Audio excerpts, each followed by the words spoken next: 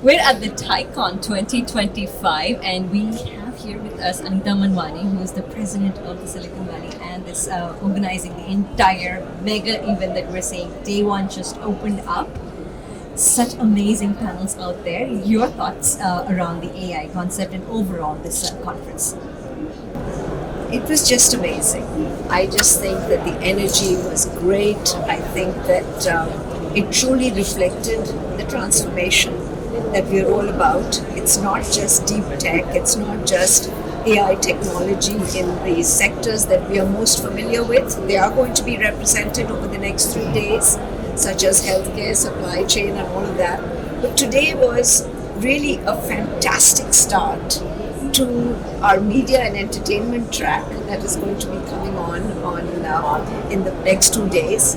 And what a better opportunity than to listen to the icons of sports, media, and the best thing was that they all came with their fantastic stories of how they are implementing AI and data in their businesses of managing winning sports teams. They're not just owning the sports teams, but they're winning those matches.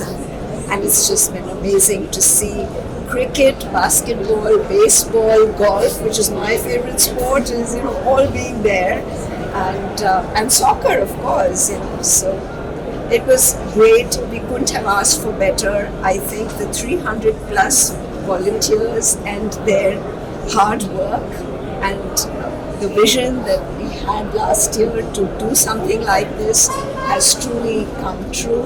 And for me, everyone asked last year, how are you going to top Jensen Huang and Nikesh Arora? Well, nobody needs topping, but I think we've got a fantastic TiCon start to 2020.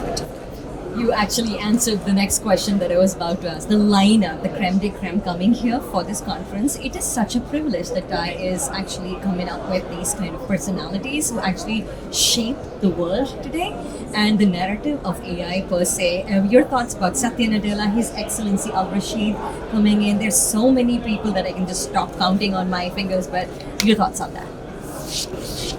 I think that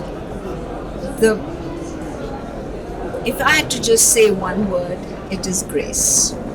And it is the network of friends. It is the proof in the pudding of what TI has been delivering over the last 2 years.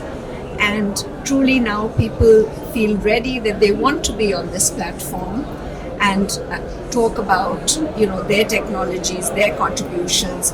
But I'll come back to grace. I feel very fortunate to have friends who are willing to open up their networks. I have opened up my network completely because I firmly believe in the mission of TI and in giving.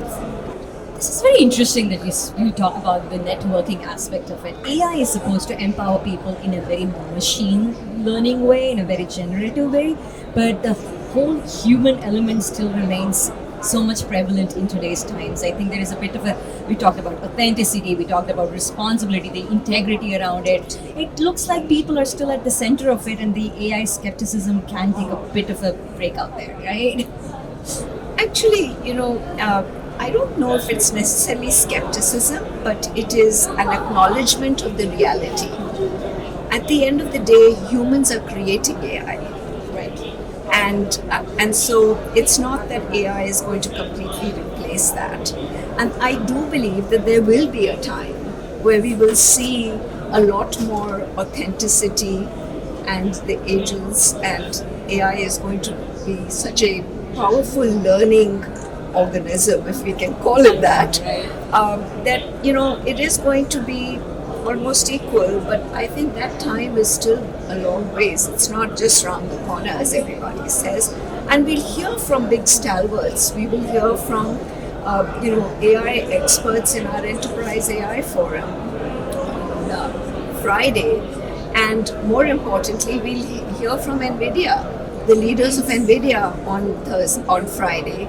We will hear from, quantum computing leaders, a fellow from Microsoft, fellow from IBM, and Q Control. And even when we look at healthcare, which is really ripe for that digital transformation, even in healthcare, there is always that human touch. And I think of Abraham Verghese' book. You know, Abraham Verghese is a very well-known Stanford doctor, and he's authored many books. It's that touch that we cannot lose in order to heal, and it's that touch that we cannot lose in order to give the valuable customer experience that makes our products more available and usable in corporate America.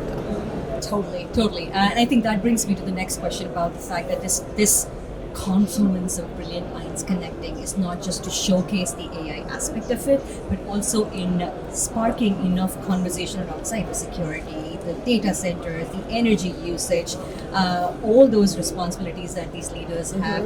And this is a good place to have that conversation, isn't it? Absolutely, and I think that you will see solutions and leaders from Demetrix that are offering a slightly cheaper solution. But more importantly, I think when we talk about the conference of leaders, they are all thinking about how do you really make AI much more available, and how do you democratize it to the point that it doesn't impact sustainability, it doesn't require as much energy. That is, I think, the next step that is inevitable. And there's a lot of work going on that front.